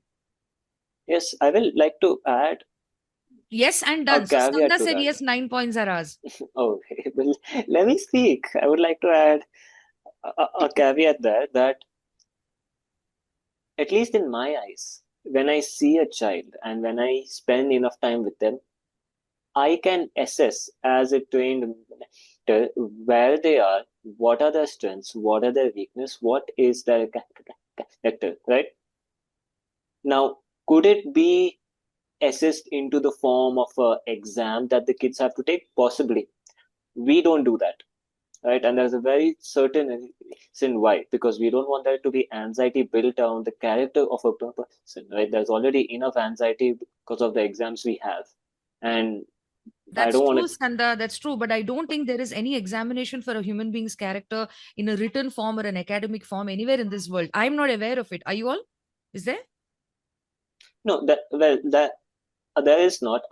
I'm saying even if it could be, it's something that's not given to assessment, right? But And also, like, I'm sorry to break your Skanda, like, if as a trained mentor, us knowing probably where a child's strength or weaknesses are, or where the child's energies are heading to, is something we know. For a parent, it becomes a matter of, are you telling me you know my child better than me? yeah, Yeah, like, because if they feel Oh, the that's a big child one. is, That's a big one. yeah, a parent will always feel they know their child better. If they feel that the child is having learning difficulty, that's what they'll feel. Even if we tell the parent, no, your child is actually very smart, and the learning difficulties you are observing is not because the child is having tough time learning what we are teaching them, but because they need something more and something more challenging or something different. If parent feels the child is dumb for the parent. You can't do anything about it. Same thing the opposite. If you tell the parent your child is having difficulty in this place, or your child needs, let's say your child is having anger issues and that needs to be streamlined, or your child is having fear issues and that needs to be channelized. If the parent feels the child is just expressing that at the Gurukulam, but ghar pe to theek hi hai, at home my child is very brave, will they take the mentor's word? No. So for them, it is what they feel the child is what they'll stick to, and what the child is expressing externally at one place probably. Because a Gurukulam mentor is raised with the training of reading so many signals that coming from the abstract. It's not an evaluation of what is sensorial right in front. Okay, now for the 9 points, for the sake of the 9 points, Skanda, I'm going to talk about one child that you're mentoring right now. okay. Okay, the child is showing just expressing psychopathic traits. Okay, emotional manipulation. The child is expressing the need to, you know, the sense of competition to an extreme where it's Hmm. even unnecessary, right? Now you have to go and tell the parents that this child needs to be dealt, because you also know at the same time this child has got great assets in that batch. In that particular batch, this is a child who can be in the leader position. That's the kind of qualities that this child has. The only thing, the continuous force that is coming from the parents to be a certain way, to be, this is right and this is wrong, and you need to do these things this way, and this is what you should become, this is what the world should talk about you. If you do this, what other people will tell about you. If you behave like this is not right. That continuous force that the child is getting from the house is damaging the child right now. Parents are doing it out of, absolutely, they're coming from a beautiful place of wanting to support the child, but what they're doing is becoming so extreme. Now you have to go and mellow those parents down, because what they are expecting out of the child is not able to give, and it is affecting the child's character whether they like it or not. If the Gurukulam takes this child for a teach to learn project, nothing is going to happen to this child, because this child will end up competing there also. Now, Skanda, you as a mentor have to go and talk to those parents. You think they'll get it? No, right? So the Gurukulam is not for that child at all. Those parents should not have put the child in the Gurukulam, because you're putting the child in the Gurukulam and expecting the result of something from some other system. So, did those parents actually understand what the essence of the Gurukulam is before enrolling the child? No, they did not. Now, do you want to ask a question how they landed into the curriculum? Why did they sign up for the curriculum? That's a separate reason. We should talk about it separately. Okay, how would you like to articulate that point? Because I won't say that you need to I understand will the, articulate that point yeah. in a sense that character development does not come from projects at the Gurukulam. It comes from the foundation of what is given at home, which can be enhanced by the Gurukulam. Yes. Home is your primary educational institution, whether you like it or not. There was a reason why in the Gurukulam system in Praishartha, you leave the home and go to the residence of the Guru so that you are in only one particular field. And therefore, much of this nurturing can happen without social interference. Today, if that is not a possibility, you can't run a Gurukulam without the support of parents being there. So, character development cannot come from the project of a Gurukulam if a parent is not ready to give a family structure. If home cannot be a safe space where you can make mistakes and grow. At home itself, you're not allowed to make mistakes. At home itself, you have to follow a protocol. There's an expectation of you being right in a certain way. If that is a prison that the home has become, then no project of the Gurukulam is going to enhance a child's character. So therefore, if you're not able to turn your home into a thriving environment, then Gurukulam is definitely not for your child. That's the point. I would like to slightly change that. I won't say if you can't do it, because we will help you do it, right? It's most likely than not that it is not already that, and that's fine. But You are should you be willing ready to to work take on that. it? Yeah, you should be ready to But take that help. Yes. then you need to start the Gurukulam for adults, not for the children in that case. And yeah, I want to The add to parents that don't point. realize, but it is for them. When Ma spoke about this point, I realized something came up. If let's say a child, so we from the Gurukulam's point of view know the sanskar of Prashartha, Samavartana, how the child needs isolation at that time. They need to be within themselves, they need to be in self-knowledge. They know they don't need social interaction. In fact, if I can put it across that way, they should not have social interactions. Tell me one thing, will a parent be okay with it? If we tell, like how we tell our Prashartha parents, no social activities, no family functions, nothing for just 3 years. Give your child 3 years. We are not even taking them away from your home to a jungle away from the society. Just we are asking 3 years, let your child be. Tell me That one thing. itself becomes difficult for them. And then you I make that announcement and you give a class on it and you explain the necessity, you bring in the awareness. Within 1 week, some joker comes and asks you, oh, my sister's child's Namakarana is there. We can't avoid. don't They call will my feel parents jokers. No, no. One is right here in the meeting. No, they're fine with it. If they're not fine with it, they cannot be Gurukulam parents. They don't take themselves so seriously. Come on. Don't add that point, of course. Okay, fine. I'm not adding that point. Okay. Okay. So in 15 days, someone comes and asks you, it's my, my sister's child's dysfunction or some Jani Sanskara. And if we don't go for that, they will feel offended because they've invited and they've told Khandita Ellaru Barbeku, bring the children also and come. And if we don't go, they're going to feel offended. And you just gave that child a message that you're living here for social validation at a time when the child is going through the pupa stage, which means that is how you start building a person. You know how most of the teenagers get very irritated when they're supposed to go for these social functions because it's not natural for them. Just let them be. Don't make them part of your social validation. And how many people are okay with that?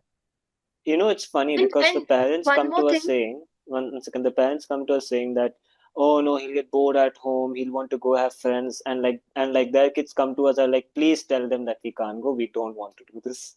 Exactly. The number of children who have approached us to please tell their parents not to ask them to go. Remember the child who came and asked, my parents keep telling me you should be friendly with everybody in the apartment. So please go talk to everybody, mix up and make friends. And this child came and told us, can you please explain to my parents why I don't have to do that? And it's not a socially weak child. It's a child who needs time. How are you going to do character development when this is the attitude of the parents? And for parents, the counter is if they don't even socialize, how will they build their character? And for me, the point is okay, let them socialize. Then when they get peer pressure and get bad habits, that's not in your control. Let's not even get into good or bad habits. Okay, that's different. But think about I it. won't get into good or bad habits, but I will tell you, like, if you think like not talking to people or not being other social person at one age is gonna harm you. I had that and I'm on a podcast now. So I think you'll be okay, No, every loner doesn't end up to be an antisocial. Yeah. Just because you don't learn walking by walking. You first crawl, then you cruise and you get your balance and then you learn walking. You don't learn socializing by socializing. Yeah. You learn socializing by building a character, and you have something of substance within you. That's when you socialize. 4 people sitting together, each one needs to have an ideology, a belief, an identity to introduce themselves. Without that, why will you socialize? Most anti-soldiers are created when they don't have a sense of self. So when all this is in the picture, give us a 9 points, Kanda, or we take a break and come back for the 9 points, okay? Before I give you the 9 points, I would like to say one thing. As a mentor, what I expect from the parents, I don't really come from this place like be okay with your child not doing some things you want them to, right? Because I understand why they want to, I understand why they um want them to go and talk or come to this function, that function. But if you're not going to understand that, be okay with not being okay, right? And Chanda, that it just is comes, yeah, go ahead. what you're saying, I completely get it. We don't Mm, expect parents to be okay with it because they also have an upbringing. They were also children at one point of time. They have learned something. But we are in a society right now. If my parent, let's say I tell a parent comes to me, tells that Sunday we have a program, can we take the child? And if I say no, and the parent goes to the social program, and parent tells my child did not come because they had something in the Gurukulam, how will the society react versus if my parent can go and tell my child had an exam, that's why they didn't come? yeah, There'll that's be true. one question not asked if the child had an exam. Oh, exam hai matlab nahi, let that child not come. Shadi ho, upnayana ho, jo bhi ho, if there is an exam, the entire society will support the parent not getting the child into the social function. One activity from the Gurukulam, one activity for a class, one activity for the character development, that's why my child didn't come. There is no support from the society, so parents are left alone. In a world like that, is Gurukulam really for everyone? And I not could, only I, that, sorry, just one point. Not only that, they had to go to the Gurukulam. Their mentor did not allow them to come. That's worse. Now you see what is the impression about a Gurukulam that the others are getting. G, do you want to join? Since the other 2 members of my family are already bashing me, you can also come in and share a point. yeah, as telling yesterday, I'm in a split. So this we'll take the points for this one, Skanda, because what happens, right? I'll tell you as a parent also, and also as other parents that I interact with, not being ready for this because it takes a lot. Now that my son cannot attend a family function or any other functions, the kind of treatment you get as a as from the family or whatever, unless you're ready to take that on and ignore it as if you didn't hear it at all, unless you've got it, you cannot, because this is something that is mandatory and it is required for the children to go through. It's a hard fact.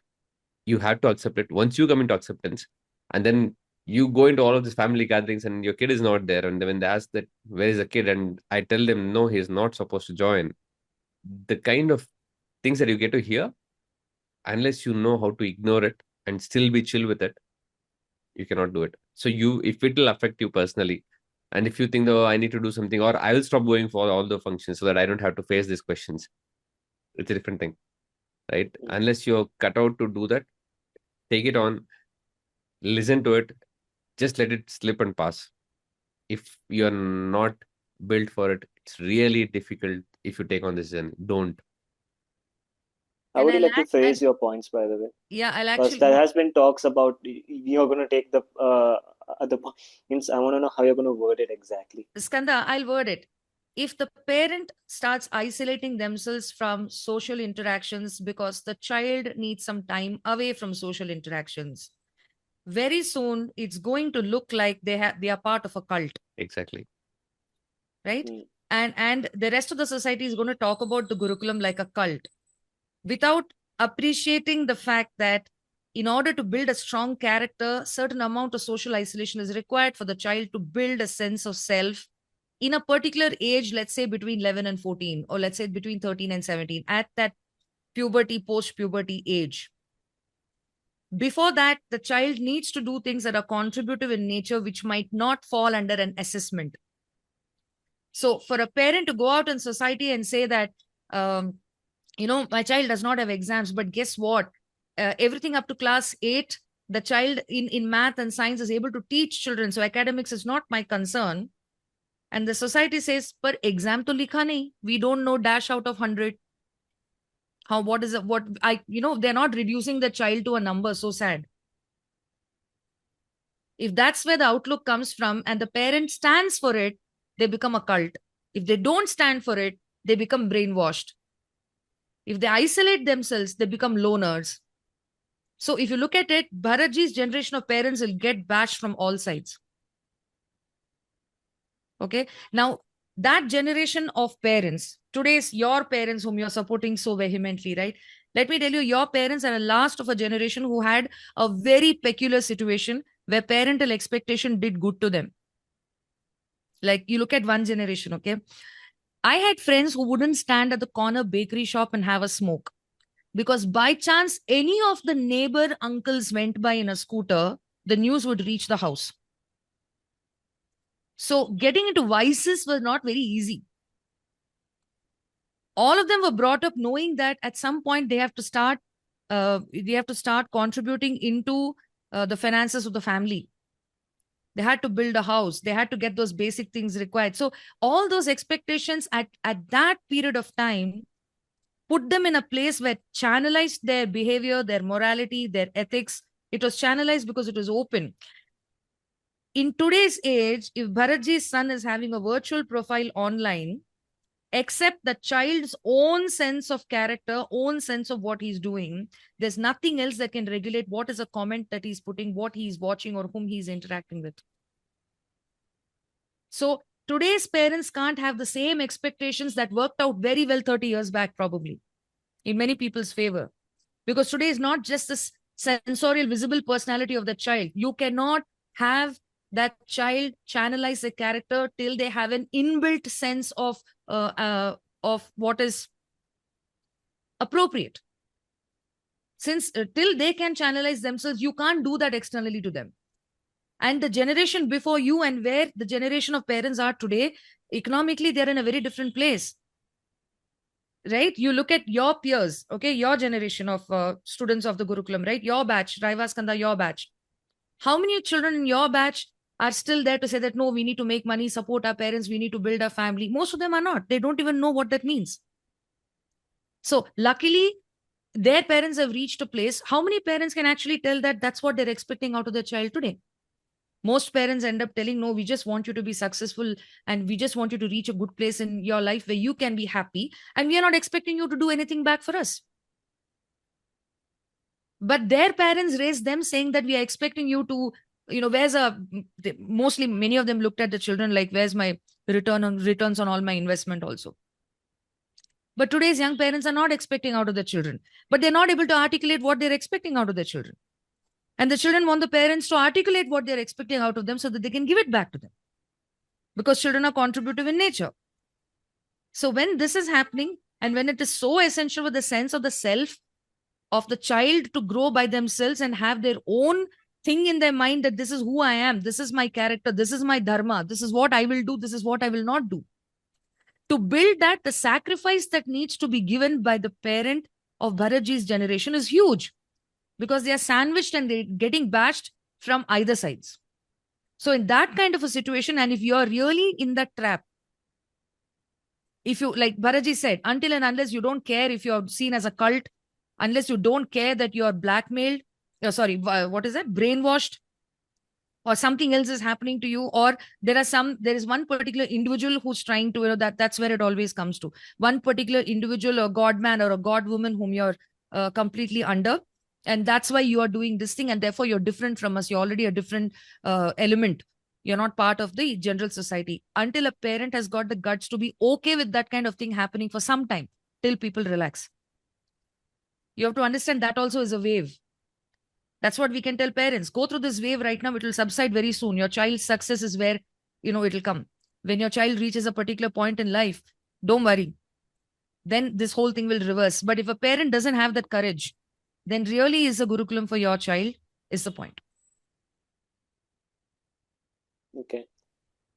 The society point especially, I'm not going to argue against that because as a mentor, I'm seeing where my parents are having to face that clash, right? And though as a mentor, I'm very passionate about my students and, making sure that the actions taken in their life is the best for them. But sometimes it can feel sad that it's the parents are having to deal with expectations from outside, from either in their family, in their apartment, in their office, and that is directing the course of that child's life, right? So yeah, I will the part of this these social norms and expectations, I will have to hand you. One thing I do want to say, and after this we can stop for break, is that the most brave thing you can do as a parent is doing what you know is right for your child, regardless of these other factors like what will the office think, what will my family think. It's the bravest step you can do. And there was a lot of talk about being built to take that to take the burden that follows of not matching the norm, right? But in my eyes, you've already done the hardest thing, which is taking that first step, right? And everything we do after that is to make sure that you have the softest landing, right? We build a community of parents which are like oftentimes we hear from people who see us for the first time is that when these families come to take their kids, you can't tell who's parent and who's child. They are all the parents are clumped together, all the kids are clumped together. Some child is going and talking to someone's family. You will have no idea who's there to pick up whose child. And oftentimes kids will go with people parents. They'll call in. They're like, "Hey, can With you please take whomever, it with like my whomever they kids?" feel like they'll eat food in Yes. whoever house the food is cooked, which they like. So it's like that, Skanda. And what you're saying right now, if someone would just clip out this particular part, it would sound like the formation of a cult again. I know. That's the hardest thing, This like, is this is and the even when you start saying like, oh, but we are not a cult, that's the most cultish thing you can say. So if you had a center where you took 4 lakh rupees and kept the child for 3 years in the name of training them for an entrance exam that will change their life, people Yeah. would willingly pay that, ask no questions, have no shying away from saying my child is in the center training for 3 years, say he cannot step out because his studies are important. You do that, people will sign up. If you tell that I am keeping the child here in a safe place so that the character building happens with no dents and you cannot disturb it, I will have problems. So as long as that does not subside and the parents do not open up for that, I'm sorry, the 9 points are ours. Yes. So Mm. if being accepted by the social norms Not the is social, the more parents important. themselves, right? As a parents themselves, I cannot accept the fact that my child needs to have time of his or her own to build a character and I cannot afford to give that time because I have things to take care of or to to be uh, I need to handle stuff. I cannot do this till that mindset is there. This is difficult because there's no report card, there's no AIR ranking about your character at the end of the 3 years of the preparation. So Yeah, so I think Yeah, these if yeah, they go ahead. have, so the points is yours, but yeah, it is a requirement that parents must have the willingness and the immense faith, the patience that it takes for this characteristic to come out from I the would say child. something, Nutanma, forget the faith, forget the belief. If you have the love for your child and you want the child's character to Yes. develop Well said. at Well said. whatever it is, Yes, yes, yes. just agreed that my child's character has to be best. Yeah. That is enough. Well But how said. many Well people have said, that? Bharatji. Well said. You have to love Agree. your child deep enough to find this path. And Yeah. that love is what turns into bravery that Skanda was speaking about, to be brave enough, right? Yes. A soldier is a lover. You're ready to stand up and fight for what you love. You need a soldier parent today. That's what we all discussing. So, Nutanma, you're giving us Yes. the points, but please repeat your famous line before we take the break. Yeah, I declare that every point that is gained by them is a loss of a point for humanity and therefore a loss to humanity. So, yeah. I won't say that. I I've, still have lots of faith. no, I do. You have faith? Keep it till I the have end of faith the in these fourth day. parents. That's when the debate becomes interesting.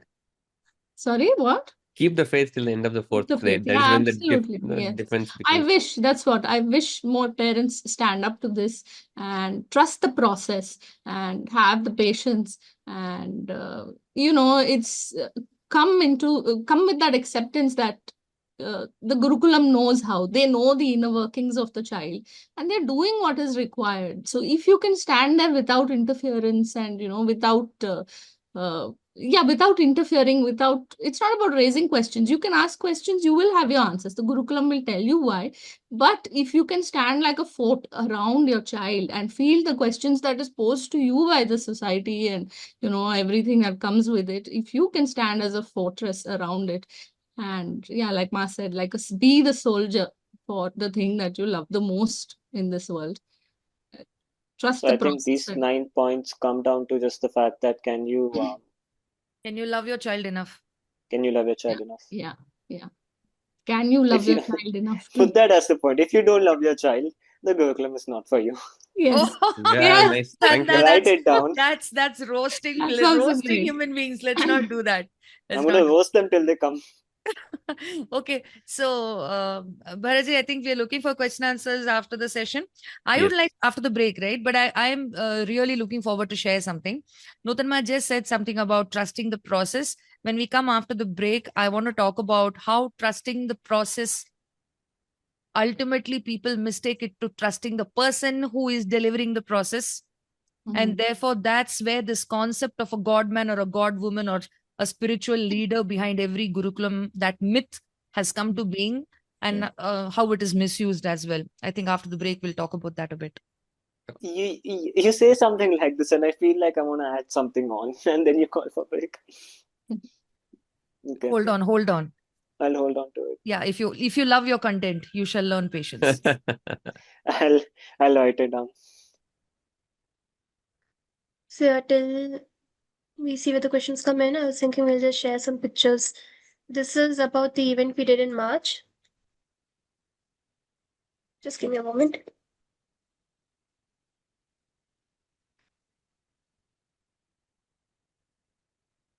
Yep. So the school that has adopted the Uttishta Bharata method in Hospet is called Patikonda Vidyapitha. So Leela Gurukulam's two senior learners, Lehri and Manyu, they were given the task to organize a math mela, a 2-day event at the school. And how it worked is, the children of Patikonda school were already learning maths in the the play-based method we follow.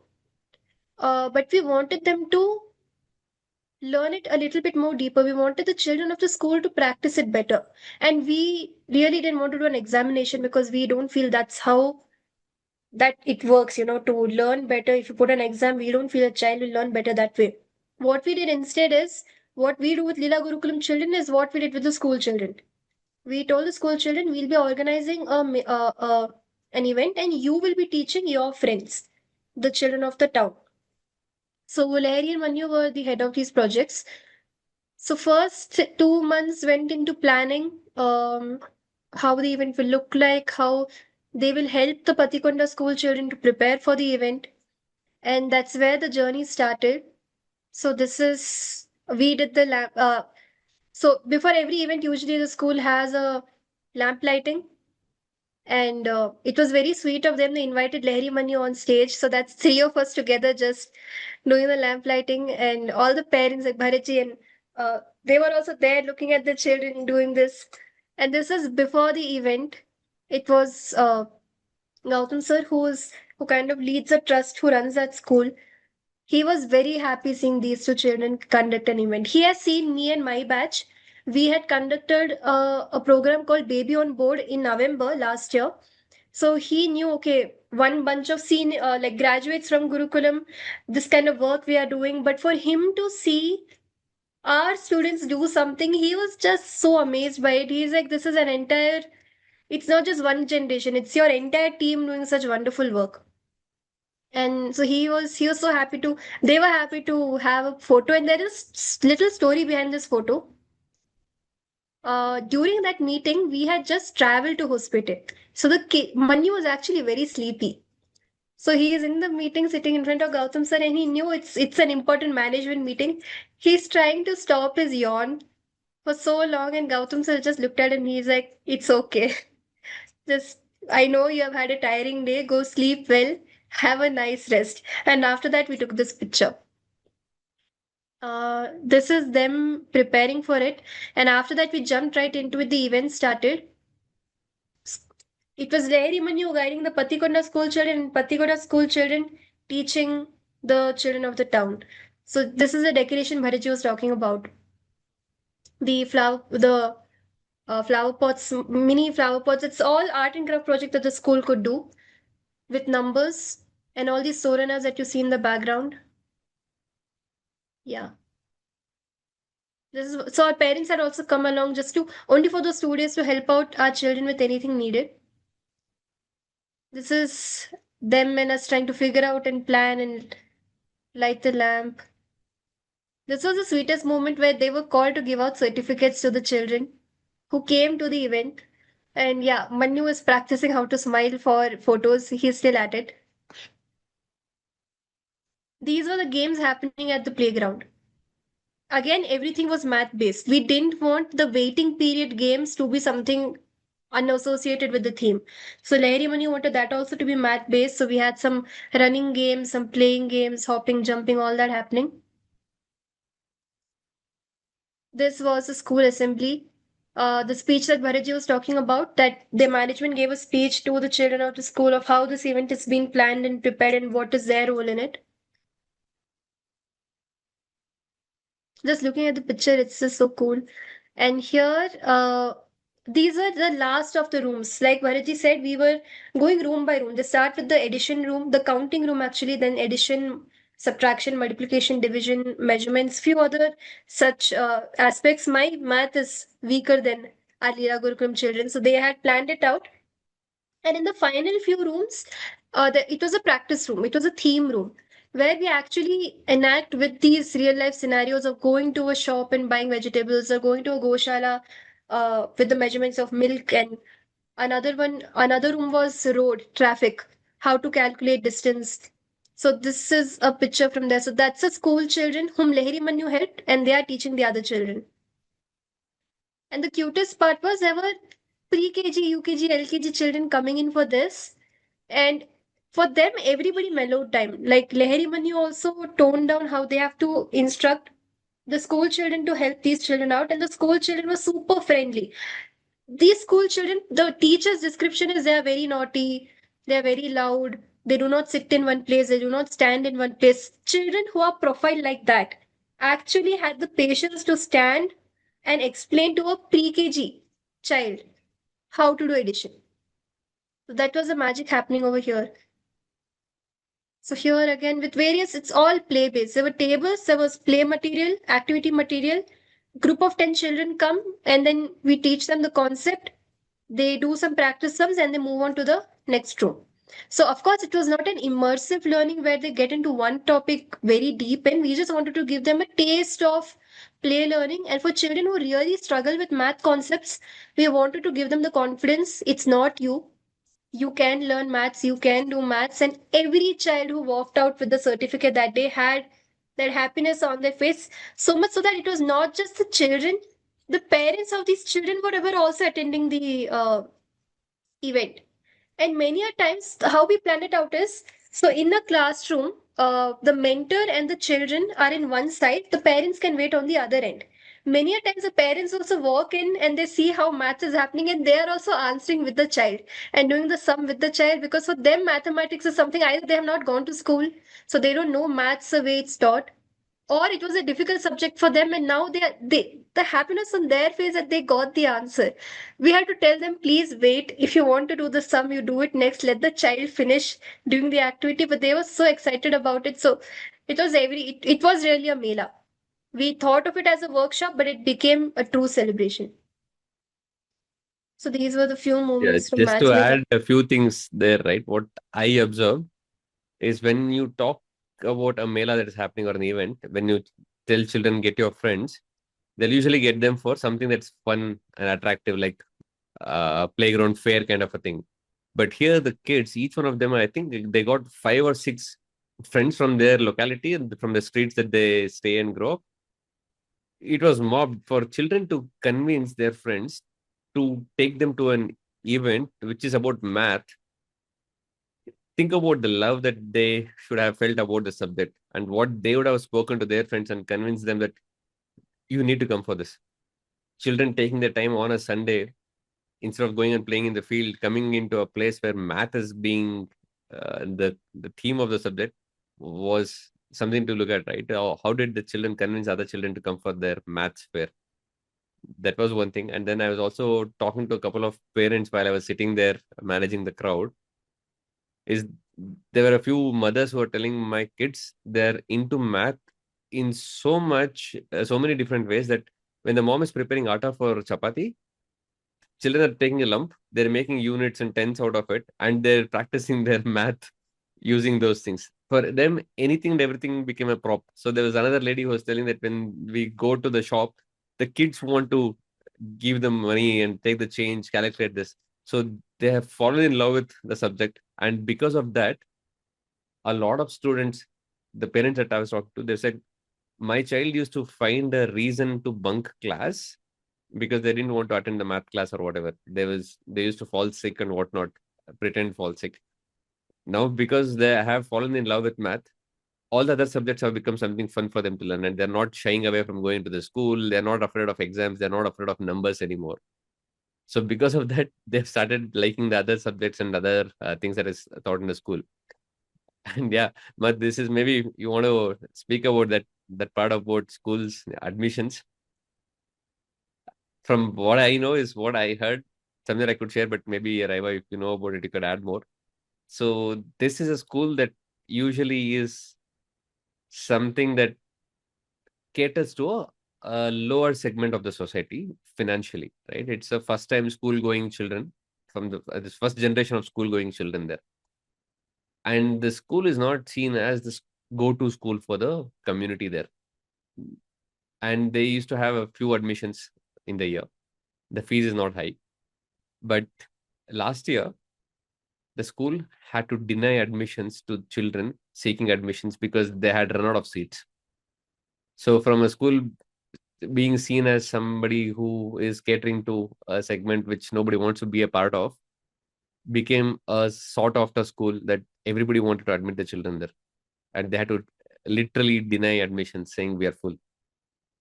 So that is something that I heard from the management. One of the people, I don't remember the name, but he was talking about it, saying how difficult for them it was. Yeah, and I think with this event alone, they had around 100 new admissions come about because of especially in the pre-KG, UKG segment, right? At that age, max to max, what do children learn? Numbers.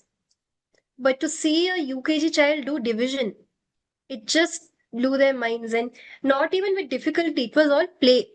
They are just playing, but they are able to do the sum through play. That was something that happened, and another thing which happened is we have been dealing with the school for I think around 3 years now. So it started off with us just gamifying the content from class 1 to class 5, and after that, there are so before class 1 they are doing the regular preschool curriculum, and after class 5 they're doing the regular curriculum because board exams etc. They have to prepare the children to learn.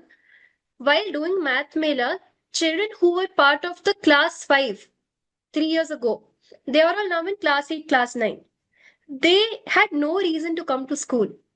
They came just so that they can see the blocks again and do the sum once again. Because though they are now learning in a different, the traditional methodology, they were like, we miss this.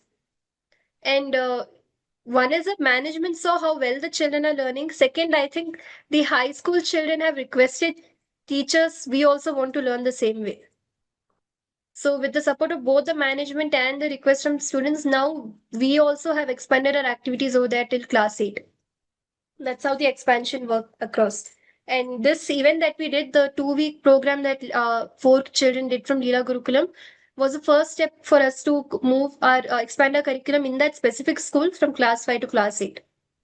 And that was really sweet. I'm like, you are not, because we put in the invitation, it's suitable for children of class till class 5. And there were these visibly 8th standard. I'm like, why are you here? And he's like, I just want to see the blocks once again. And they were just standing over there, and they got their friends. And I heard them tell, see, this is how I learned maths. You also do it once. The children basically ended up teaching maths to an 8th standard, just because they want to know how to do it with the blocks.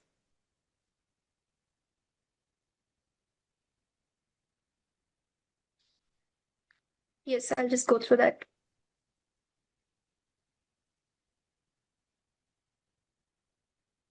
So video we had shared, and actually, Nutan, now that you are here, something that Ethan worked on. One is the preschool content. Even our online children work on the content very actively. So I'll just show you one sample. You can see my screen, right? Yes. Yes. Just so that you know, the suggested timetable is also made by Leela Gurukulam children. We only help out with how much time do we as mentors just help them out understanding this topic takes this much time average for a child, and then they put it all together and make the timetable. So first there is a suggested timetable and flow. After that, activities come about. So we have done the instructions in Kannada as well.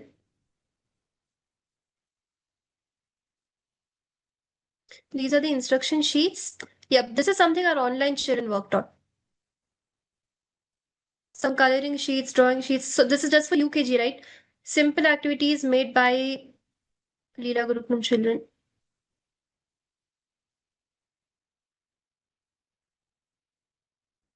And when you see words like stick sand or use these or use this material, use paper, they have kept in mind that that's what is available to those children right now. Whatever is easily procurable for that school is what these children have kept in mind while building all this. So much so that what should be the size of the letter, what is comfortable for a UKG. If you see the same sheets made for first standard, they look very different. So it's truly customized for each classroom.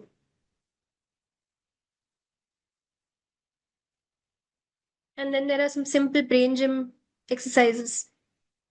I am not sure whether I'm sharing some. One second.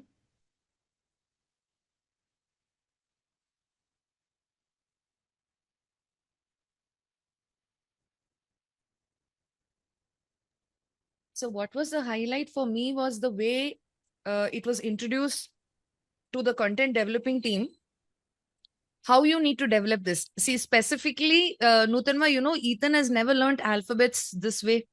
He has not learned English this way. But when we explain to them, this is how schools in the country are teaching, first they found it very amusing. First, all of them giggled about it. Because the concept of learning a language starting from alphabets is a very alien concept, right? No one learns like that. That's not how naturally a human being learns language. So they found it very amusing that these kids have been taught like that. And after that, the way they started preparing the worksheets and the exercises, we did not have to intervene in that at all. So they understood that, yeah, this is just one way that children are getting trained. And children with no formal training in that background were able to create this. So for the world, it will look like alphabet sheets, but the source is coming from the heart of a child who has never learned it like that. So there was one more instance in which we had this entire quarter, which is called Pariksha quarter, because many parents are examination and you need to be competitive about exams and all of that. We introduce what the concept of examination really means. It's a game and it's a memory test. So if a question is given, doesn't mean it has only one right answer, because that's where the damage starts. There is an expected answer, and getting that expected answer is the game. And we got the parents also to participate in it. Because, having only one right answer and and the compulsion to be right at all times is what damages character formation the most. If you compel yourself to have one right answer at all time, you're not growing holistically at all. So we brought about the whole concept of, yes, these things called exams will be there in your life. You might have to take it for certain qualifications, but what it is actually a memory game. So everybody eased into it. The children eased into it. Again, to support the 9 points that Skanda has given me graciously. For the parents, it was very difficult to take that. Because while we were doing that quarter, there were parents who were okay with their children going for dance exams. So the argument there was, it's not academic exams, but it's dance exams. So most parents were okay dressing up their children, making them wear a costume and being judged on the basis of some physical ability, thinking that the issue is only with the intellectual ability. So that's the entire scope of what mentorship and Teach to Learn project did for our children. And for everyone here, it's an open source, shivanetra.org, for any school, at least within Karnataka, because we have got the children to do it in Kannada as well. For any requirement in their school from class 1 to class 8, in fact, from preschool to class 8. So this quarter, right now, they're working on the science, EVS and social studies. And then the final quarter, they'll be working on learning English as a foreign language, which will be very, very interesting of how they bring about those concepts. I'm waiting to see what discussions they're going to have on it.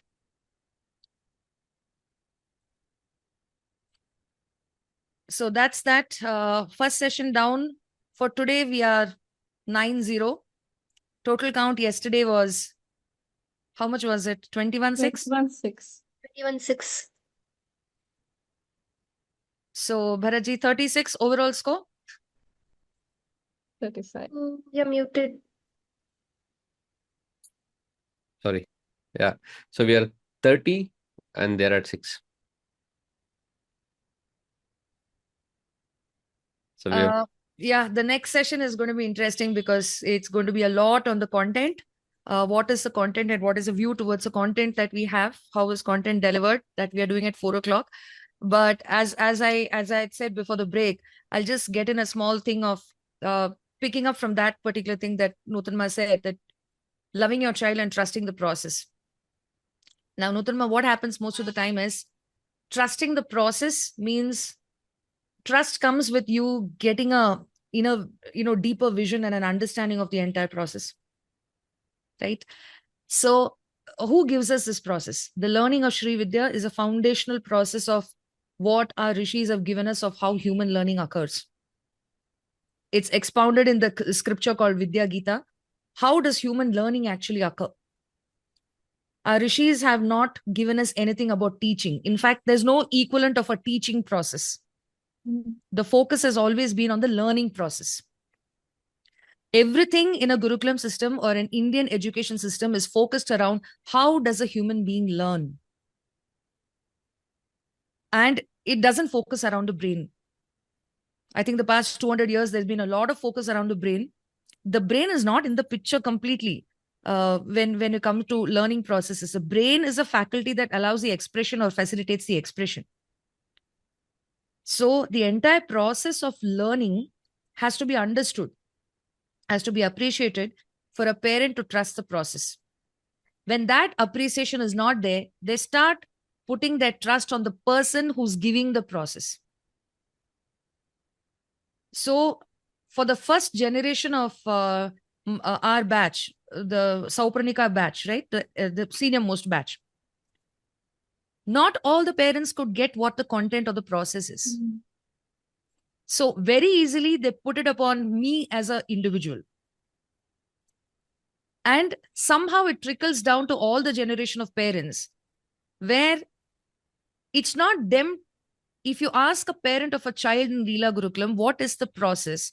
Among all the parents, I can probably just tell you 6 of them or probably 8 of them will be able to tell you what is the process, what is the Gurukulam actually, what is the system followed, according to the development of the child, what are they taken through, what content has been given, and why certain things are done, why certain things are not done. They're able to speak about it in confidence. For the rest of them, there's no answer. It's like, no, so-and-so guru has told, that's why. Or this is how it is. This is what we follow. So it becomes a place where they're not able to apply it in their life also. These 8 parents or 6 parents who know what the process is, we have never had to tell them of how they're dealing with the child at home. how they are navigating the child through various aspects of life because they are harmonious with the Gurukulam. For most of the other parents, the child is learning one path at the Gurukulam. The minute they go back home, it's a different thing. You see the number of appreciation, the applause and the kind of appreciation that comes for a project like Teach to Learn, Uttishta Bharata. But the number of parents who are invited to send their children for a month or for 1 quarter into Leela Gurukulam to participate in that project, at that time, they were not able to do it. They were not able to let go. Right? And the silliest excuse a parent can give is my child is not interested, or my child is complaining, or my child has a problem with this, because you're not able to take a decision for it. So getting into the process and trusting the process, the onus is on the parent also. The total number of hours in which Babaji and I together have explained the content and the process to parents would go in thousands. If you go to Sanatana Life Academy and just see online what we have presented to parents, at least from 2020 onwards, you can't count how many courses, how many approaches, how many different hacks to it we have given parents. Understand what the content is, the breakdown to the finest detail of why this worksheet, why this particular book, why this approach, how can you support, how to create an environment at home, even if you're part of Leela Gurukulam online. So all that given, but still at the end of the day, there are parents who will come and say, no, whatever you say is guidance for us. I have put my child here because I want your guidance. So that very fundamental question, right? Who is the Guru? The Guru has to be an energy that is sparked within you. If you put your child in the Gurukulam, the principles that govern the Gurukulam should become your Guru, not the human being. That human being is just incidental. You look at that human being just as a mother of Bharata who took the step to follow Sanatana parenting and Sanatana way of education, and took the whole journey of raising her children that way. That's only what that person represents. But what is a journey? What is the inspiration? What is the source of that person should also become your source. When a parent links with that source, that is when the Guru is ignited within the parent. When that Guru is ignited within the parent is when the Gurukulam is for the child. So until and unless you have a connection with the source, until and unless you have a connection with the content, till then, Gurukulam is not for your child. Or then we'll have people asking questions and getting clarifications. And when they come and ask questions, we know very clearly, it's almost like their heart screaming out, I want to be convinced, please convince me. But that conviction is never going to come from your brain. That conviction is going to come when you connect to the same source. That source should mean something for you, irrespective of what human being or which personality is delivering it. Somebody can talk about more authority about it only because they've walked that path a longer time. So I can talk about it this way because my children are 20 and 21 now. So I've walked this path even before they were born. And when they were born, through their upbringing and through their education, this has been practiced. So that gives the fluidity in what I can speak. But that doesn't mean I am the source. So each parent of Bharata connecting to the source of what the rishis have given us is only going, that's the only thing that is going to qualify their children to be ready for Gurukulam.